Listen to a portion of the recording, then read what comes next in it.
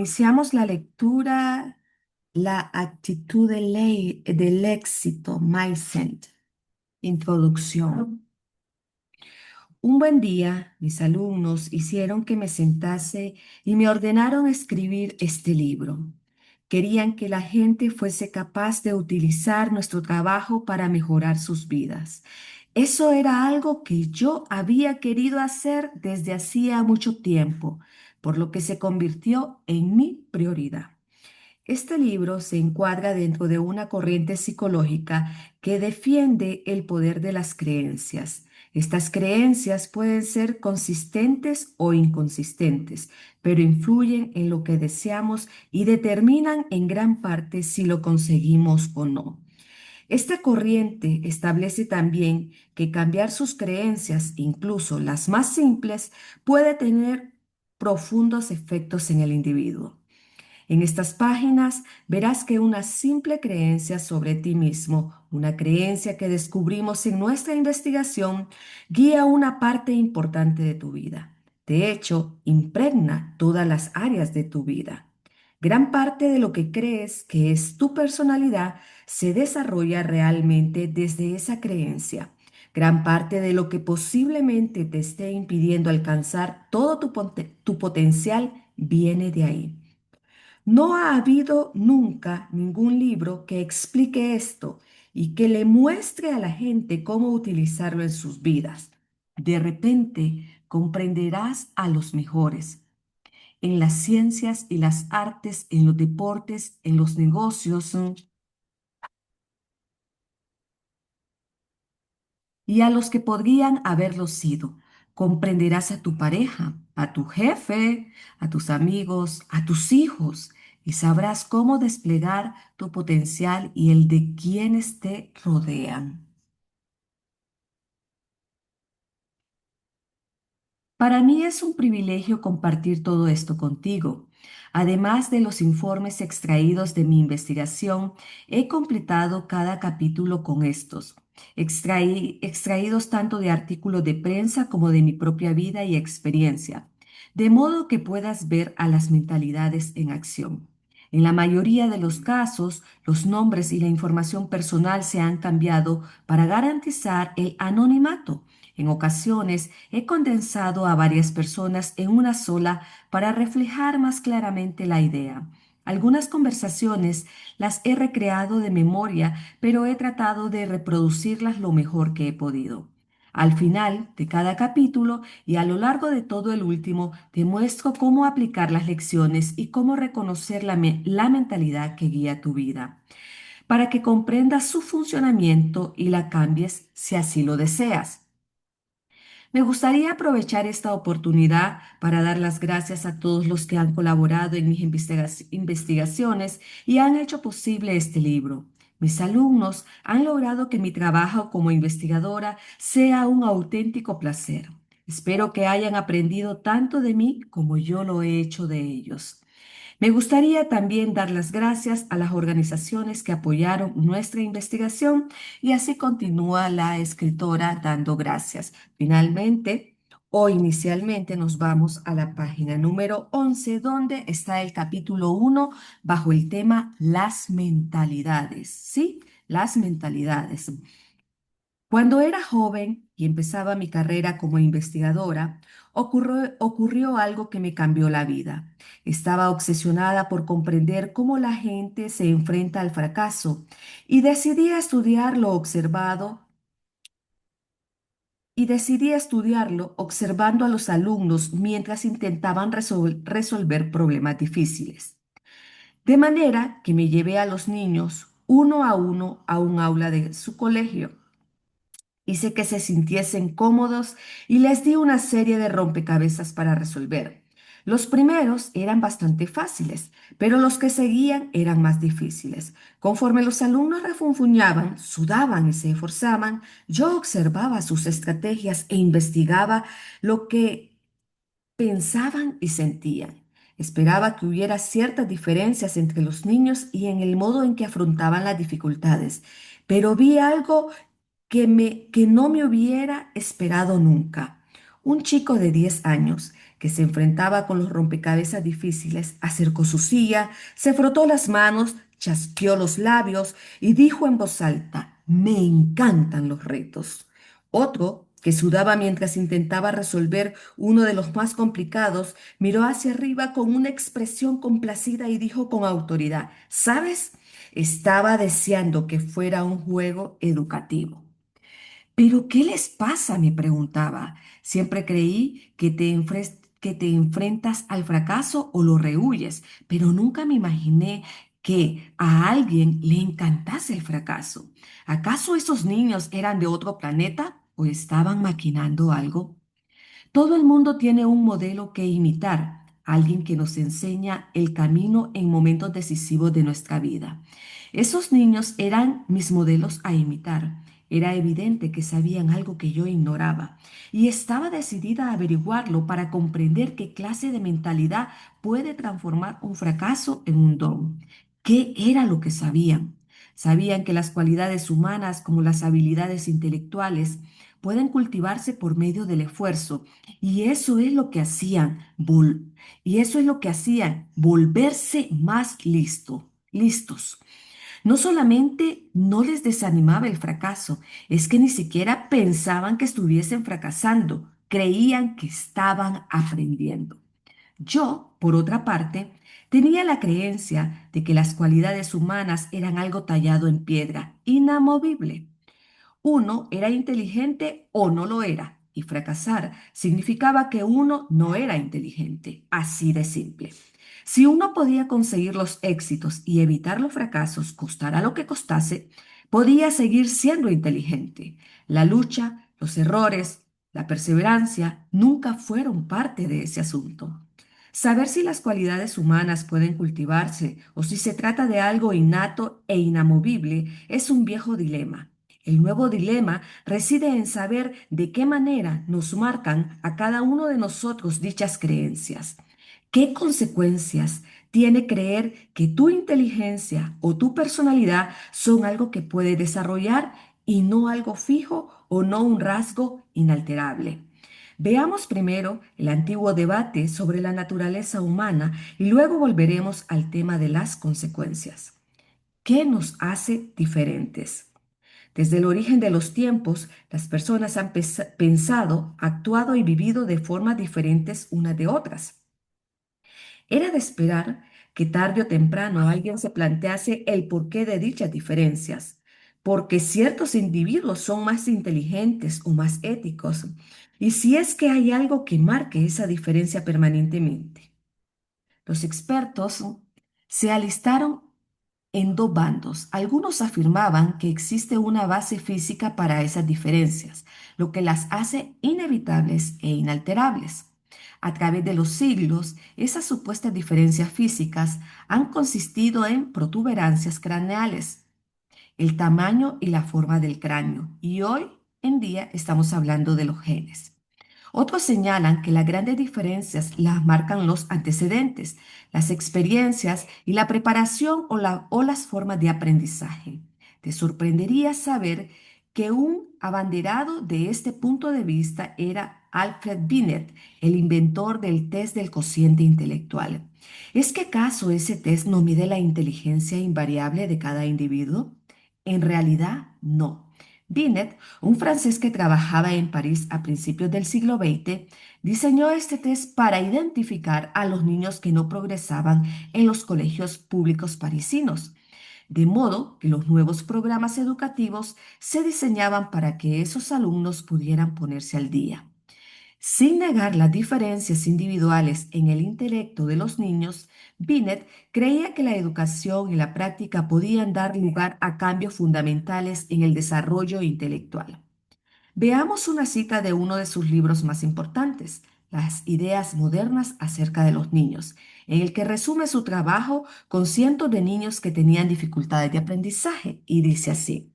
Unos cuantos filósofos modernos afirman que la inteligencia individual es un factor cuantificable fijo, que no puede incrementarse, Debemos protestar y reaccionar contra ese brutal pesimismo. Con la práctica, con instrucción y sobre todo con métodos conseguimos incrementar nuestra atención, nuestra memoria, nuestra capacidad de juicio y literalmente hacernos más inteligentes de lo que éramos antes. Allí termina la frase. ¿Que tiene razón o quién tiene esta razón? Hoy día, los expertos están de acuerdo en que no es un asunto de una cosa o la otra. No se trata de natural o adquirido, de genes o de entorno. De hecho, como indicó el eminente neurocientífico Gilbert, no es solo que ambos genes y entorno estén implicados en nuestro desarrollo, sino que los genes necesitan información del entorno para poder funcionar adecuadamente.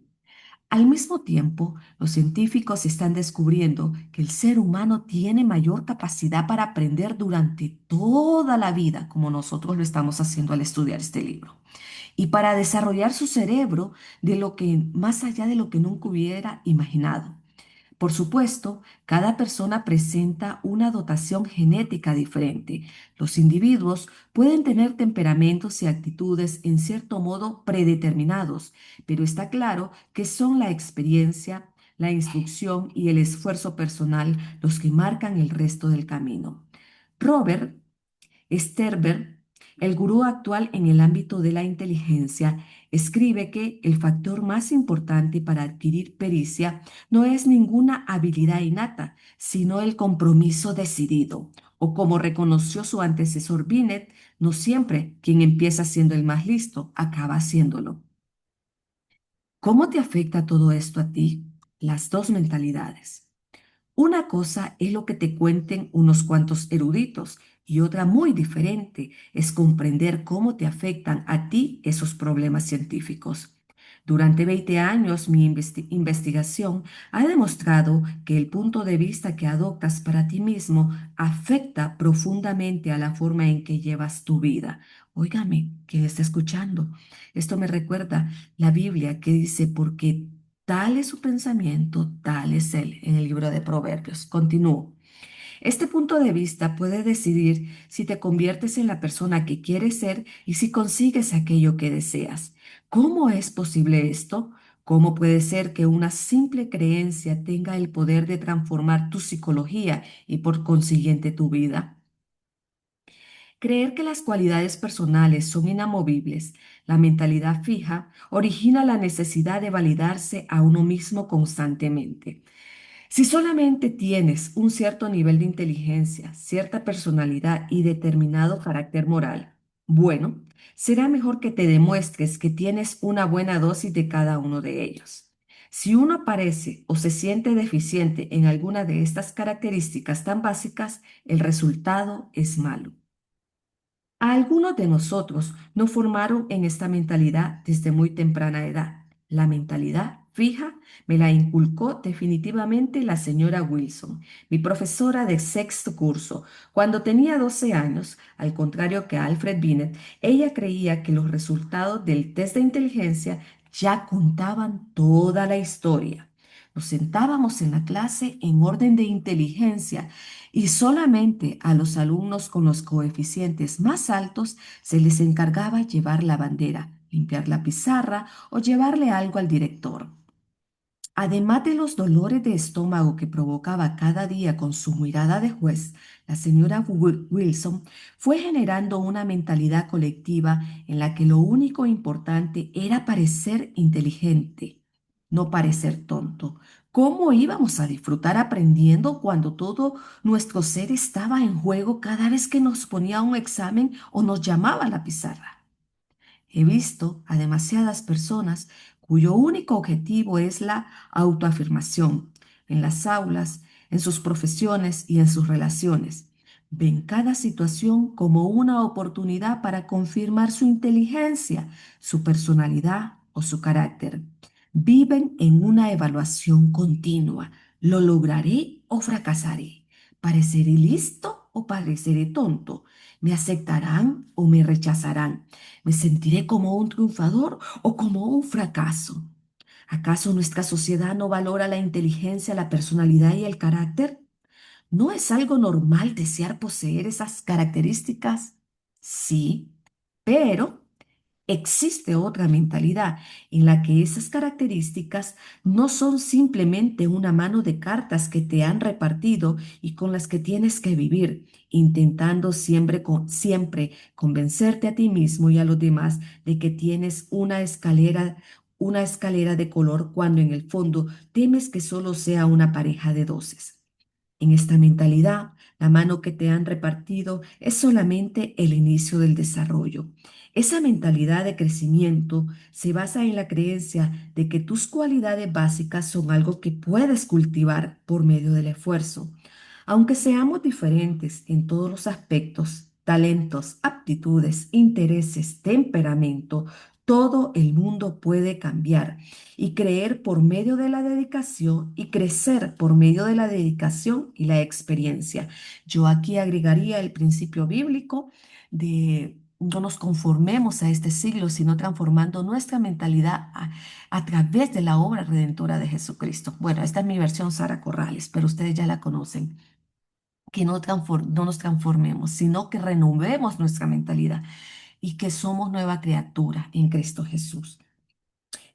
Continuando la lectura. Entonces, según esta mentalidad, todo el mundo puede ser lo que se proponga. Cualquiera, con la motivación o la educación apropiada, puede llegar a ser Einstein o Beethoven.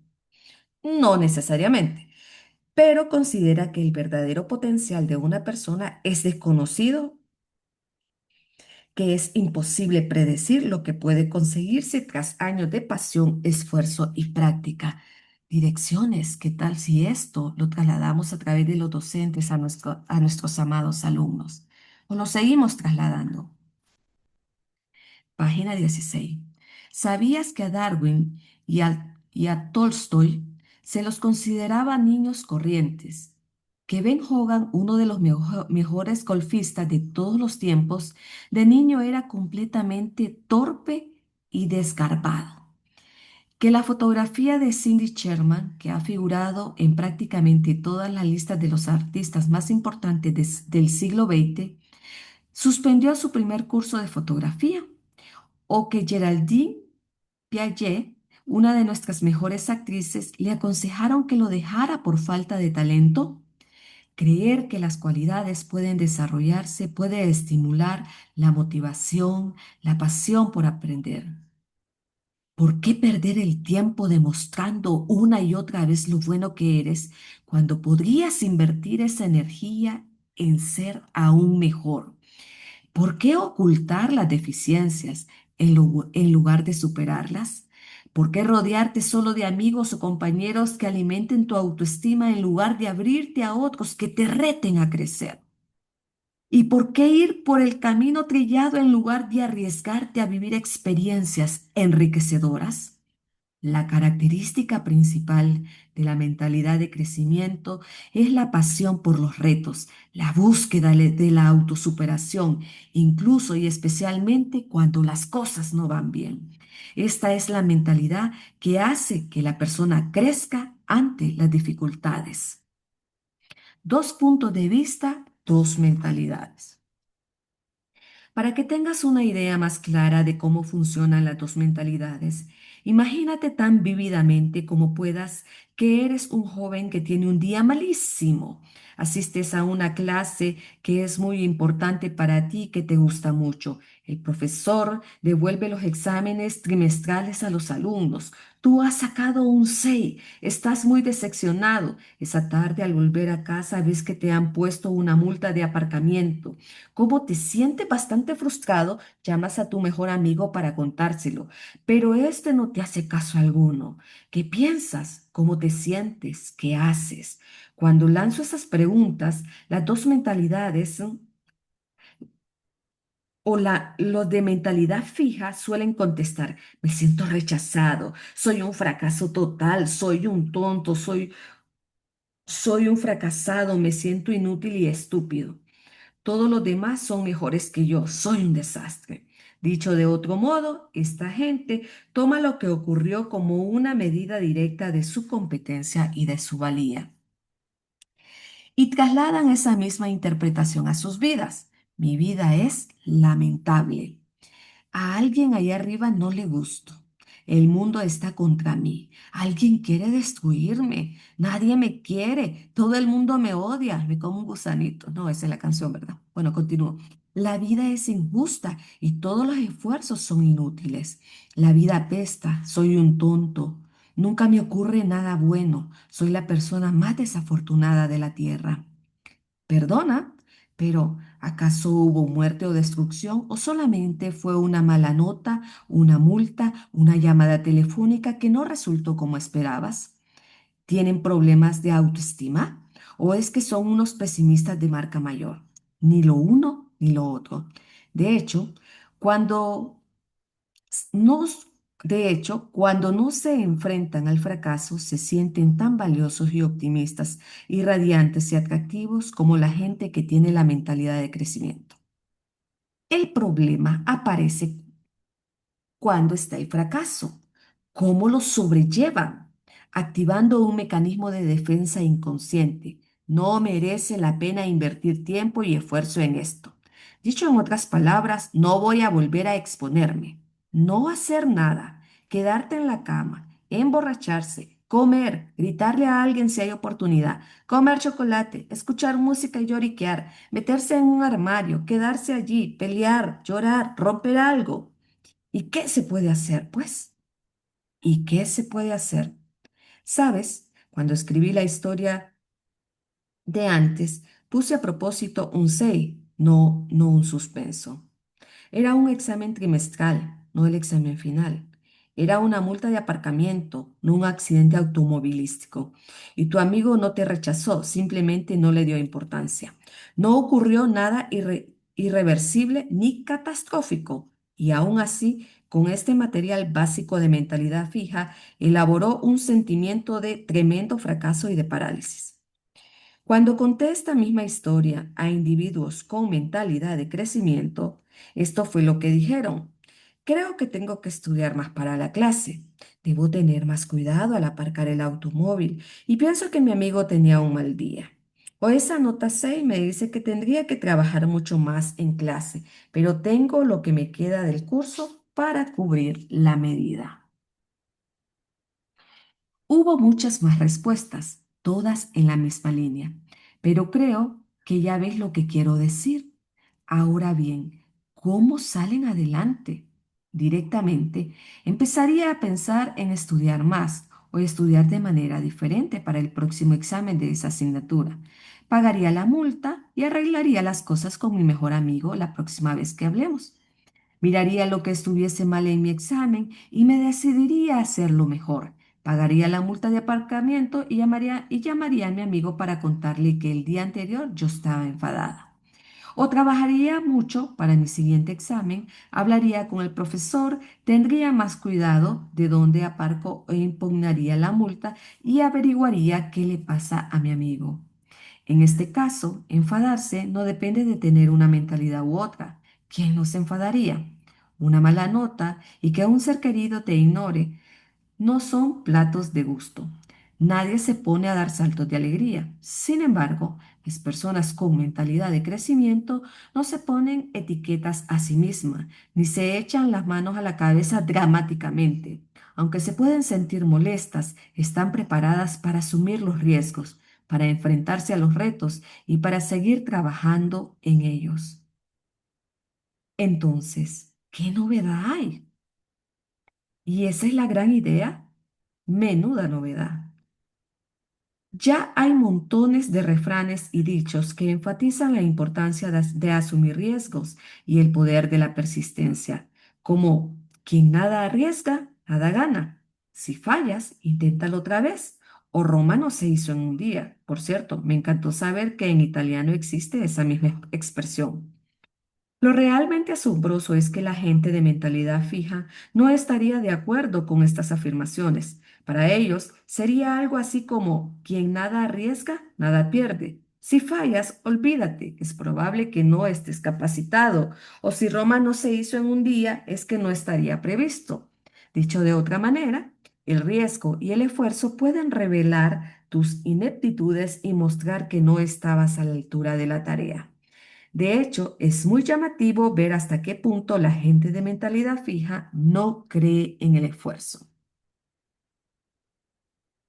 Lo que es nuevo también es que las ideas que tiene la gente sobre el riesgo y el esfuerzo nacen de su mentalidad más básica. Nuestra investigación ha demostrado que la actitud de reconocer el valor de retarse a uno mismo y la importancia del esfuerzo proviene directamente de la mentalidad de crecimiento. Cuando enseñamos a la gente esa mentalidad enfocada en el desarrollo, inmediatamente surge una actitud positiva hacia el reto y el esfuerzo. De manera semejante, cuando ponemos temporalmente a alguien en la mentalidad fija, enfocada en los rasgos invariables, muestra una actitud de temor ante el reto y de menosprecio ante el esfuerzo. Vemos a menudo, estoy subrayando para compartir con ustedes, vemos a menudo libros con títulos como Los 10 secretos de la gente más próspera del mundo, que llenan las secciones de autoayuda de las librerías. Esos libros pueden proporcionar muchos consejos útiles, pero normalmente son una lista de indicaciones inconexas, como corre más riesgo o cree en ti mismo. Consiguen que admiremos a quienes son capaces de aplicarlo, pero no nos dejan claro cómo funciona ni qué tenemos que hacer exactamente para transformarnos. Así que uno se siente inspirado unos cuantos días, pero los secretos de la gente más próspera del mundo siguen siendo eso, secretos. En lugar de eso, conforme empieces a comprender la mentalidad fija y de crecimiento, irás viendo exactamente que una cosa lleva a la otra, que la creencia de que tus cualidades son inamovibles conduce a una multitud de pensamientos y acciones y que la creencia de que tus cualidades pueden cultivarse te lleva a una multitud de pensamientos y acciones diferentes que te guían por un camino completamente distinto. Esto es lo que los psicólogos llamamos una experiencia eureka. Y no solamente lo he visto en mi investigación cuando le enseñamos a alguien una mentalidad nueva, sino que también recibo todo el tiempo cartas de gente que ha leído mi libro y que me habla de ello. Estas personas se reconocen a sí mismas. Cuando leí tu artículo, me encontré a mí misma, literalmente diciendo una y otra vez, esa soy yo, soy yo. Descubren la conexión. Tu artículo me ha deslumbrado por completo. Me siento como si hubiese descubierto el secreto del universo. Sienten que sus mentalidades se orientan de otro modo. Definitivamente estoy viviendo una especie de revolución personal en mi manera de pensar y es una sensación apasionante, le escriben, y pueden poner esta nueva manera de pensar en práctica para ellos y para los demás. Y dicen también, tu trabajo me ha permitido transformar el mío con niños y ver la educación a través de un prisma diferente. O simplemente quería contarte el impacto que a nivel personal y práctico ha tenido tu espectacular investigación sobre cientos de alumnos. La autopercepción, actitudes y limitaciones. De acuerdo, puede que la mentalidad de crecimiento no consiga en creerse un Einstein o un Beethoven, pero no corremos el riesgo de sobredimensionar nuestras propias habilidades y lanzarnos hacia objetivos para los que no estamos capacitados. De hecho, hay estudios que muestran que la gente rara vez acierta a la hora de valorar sus propias capacidades. Recientemente quisimos comprobarlo y confirmamos lo difícil que es autoevaluarse. Precisamente los más descalificados fueron los de mentalidad fija, mientras que los de mentalidad de crecimiento se mostraron sorprendentemente atinados. Tiene sentido si lo piensas. Si crees que puedes desarrollarte a ti mismo, eso quiere decir que estás abierto a una información certera acerca de tus habilidades actuales, incluso si dicha información no resulta muy halagadora. Es más, si estás orientado al aprendizaje, como lo están los que tienen mentalidad de crecimiento, necesitas esa información para enfocarlo eficazmente. Sin embargo, si en lo que respecta a tus rasgos todo es blanco o negro, mentalidad fija, la distorsión entra inevitablemente en escena. Algunos resultados se magnifican, otros se justifican y antes de que te des cuenta o te conoces a ti mismo o no te conoces a ti mismo en absoluto. Howard Gardner, en su libro Mentes Extraordinarias, incluyó que los individuos excepcionales tienen un talento especial para identificar sus propias fortalezas y debilidades. Es muy interesante observar que dicho talento va unido a la mentalidad de crecimiento. Continuamos en la página 21. ¿Qué es lo que nos aguarda? Otro talento especial de la gente excepcional consiste en convertir los contratiempos de la vida en éxitos futuros. La mayoría de los investigadores en el ámbito de la creatividad coinciden en este punto. En una encuesta realizada a 143 investigadores especializados, la respuesta fue casi unánime.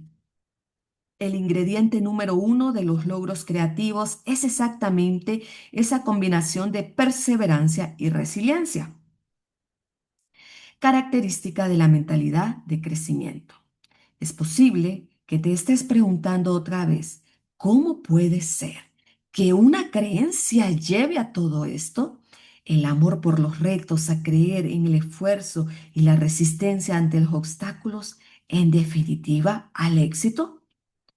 En los capítulos siguientes verás cómo ocurre esto exactamente, cómo las mentalidades marcan nuestros objetivos y nuestro concepto de éxito, cómo transforman la definición, la importancia y el impacto del fracaso y cómo modifican el significado profundo del esfuerzo. Verás cómo actúan esas mentalidades en el colegio, en los deportes, en el ámbito profesional y en las relaciones. Verás de dónde vienen y cómo pueden cambiarse.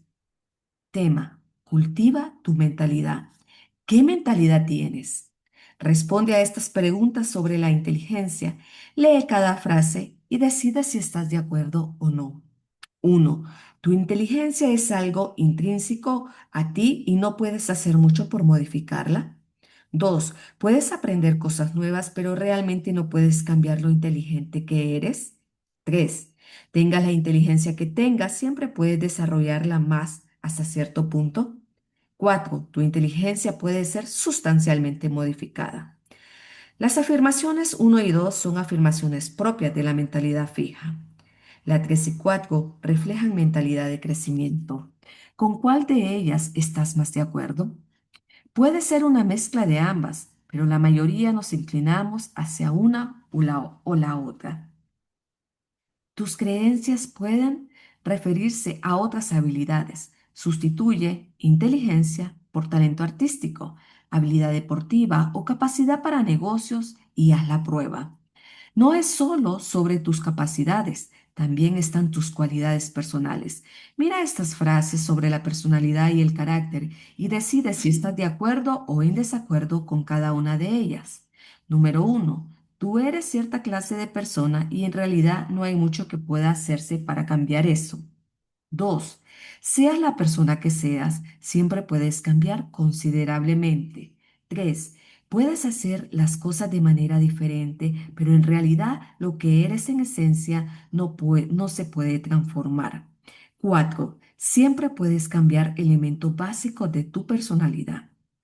En este caso, las afirmaciones uno y 3 corresponderían a la mentalidad fija y 2 y 4 a la mentalidad de crecimiento.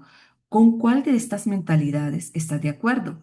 ¿Difiere de lo que te ha ocurrido con las afirmaciones referidas a la inteligencia? Es posible, tu punto de vista no tiene por qué coincidir. Tu mentalidad de inteligencia entra en juego cuando las situaciones involucran la capacidad mental. Por su parte, tu mentalidad de personalidad entra en juego en situaciones que involucran tus cualidades personales. Por ejemplo, si se puede confiar en ti, si eres un colaborador cariñoso o si tienes habilidades sociales. La mentalidad fija hace que te preocupes por si te juzgan. La mentalidad de crecimiento hace que te preocupes por mejorar. Algunos ejemplos más para ayudarte a identificar las mentalidades.